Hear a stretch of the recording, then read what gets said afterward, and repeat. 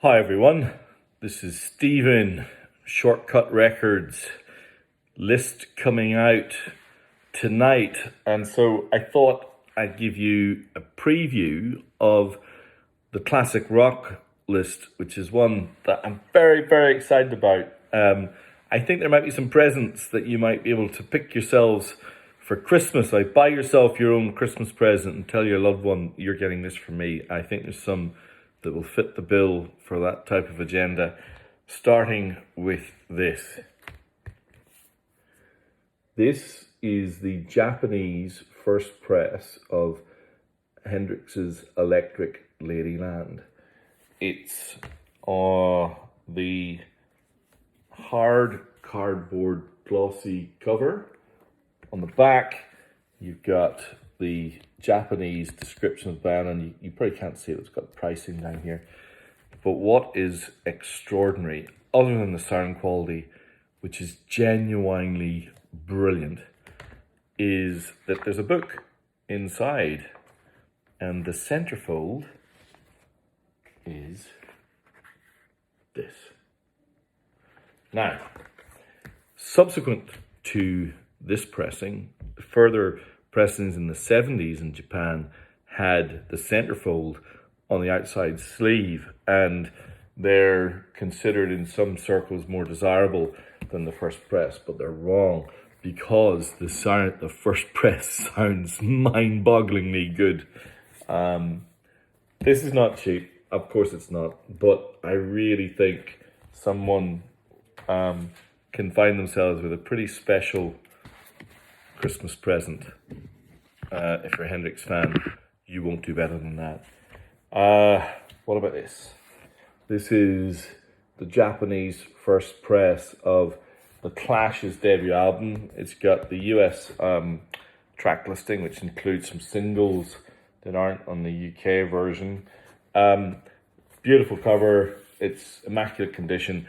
It is immeasurably better sounding than the Aussie copy. It's not even close.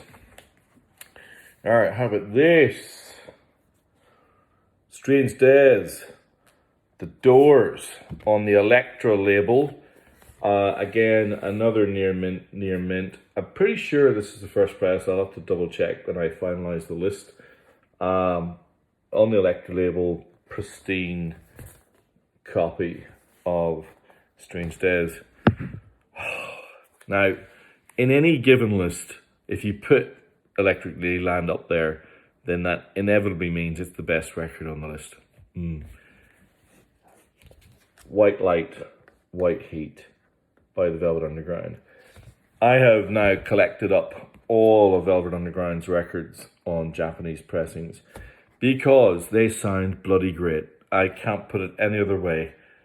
Sister Ray on this, and it's on the original Verve label, you can see it there. It's bone crushing.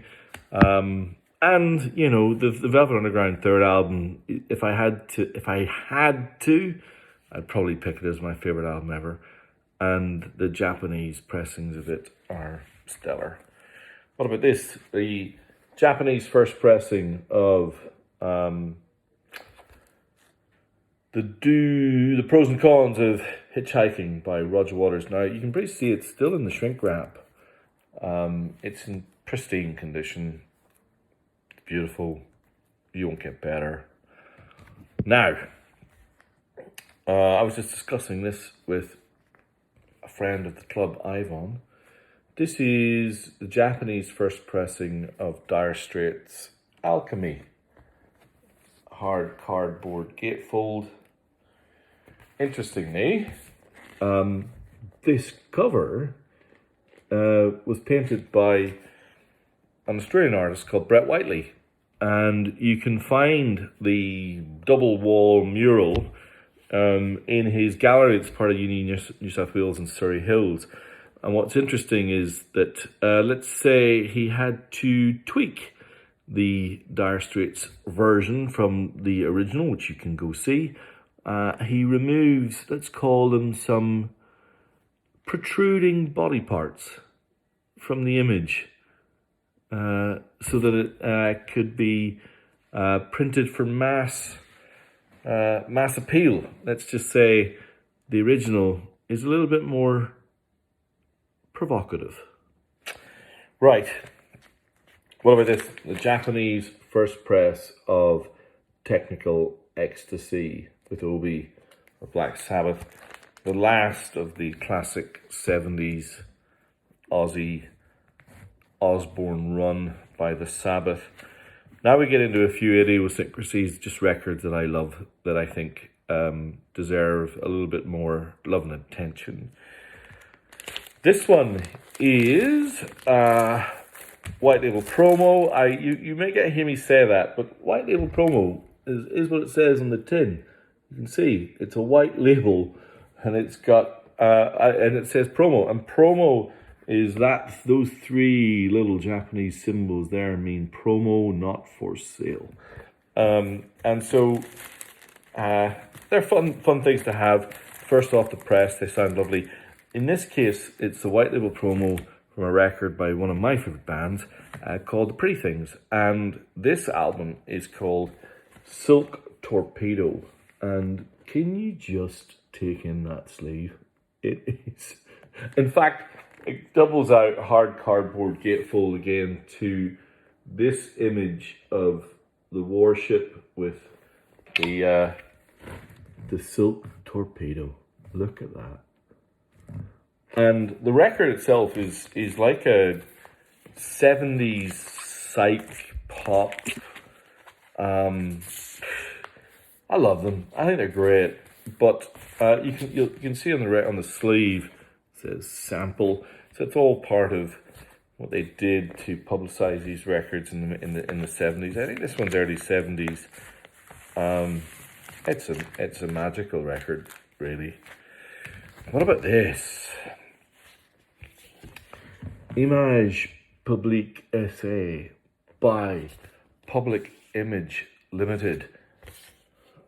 Paris au printemps. So it's pretty much Paris in the summertime. So this is a live album that Public Image Limited recorded in France. I think it's 86 or 87. Very, very dancey. I put this on and people find themselves dancing to Public Image Limited, which is they find somewhat challenging. But I love the sleeve. It's in fantastic condition. And it's also a brilliant record. Now this one's deeply interesting. So this is the Japanese version of the soundtrack to Storm Riders, which was, I think, released in 84, 85, surf movie. But what's brilliant is the track list on this one. So Storm Riders are young and free and ready for anything, discovering the exotic jungles of Sumatra, Java, romantic Bali, and the blistering desert of outback Australia. They ride the treacherous coastlines of Africa and the great Australian bight, pitting their courage against the biggest waves ever filmed. They are Storm Riders. What's brilliant about this is the soundtrack. Hard Act to Follow, Split Ends, Bustin' Loose, Moving Pictures. Life Speeds Up by The Church, which is basically 8 minutes of pure, unadulterated genius, in my opinion. The Models, Australian Crawl, Little River Band, Sunny Boys, Jojo Zep, Mark Gillespie. And what's interesting about the Japanese version is that they finish off by another church song, which is different to the track listing in other parts of the world. This one is This Where You Live by The Church. Absolutely wonderful album. And then finally, in the classic rock section, although before I explore this one in a bit more detail, I'm just going to give you a quick flyby of a few others. So there's Lionheart, Japanese first press, from Kate Bush. One of the great 80s albums, so underappreciated. Don't Stand Me Down by Dexys, Midnight Runners. Robbie Robertson's debut album, only solo album, I think, to date. Robbie Robertson, where he recorded with U2 and all sorts of dignitaries. An amazing sounding album, Japanese first press with Obi. I try and get a Thin Lizzy record into every list I can do. because the Japanese pressings of Thin Lizzy are just stunning. This one is Thunder and Lightning by Thin Lizzy. Some Kiss Love Gun, that's on hard cardboard gatefold.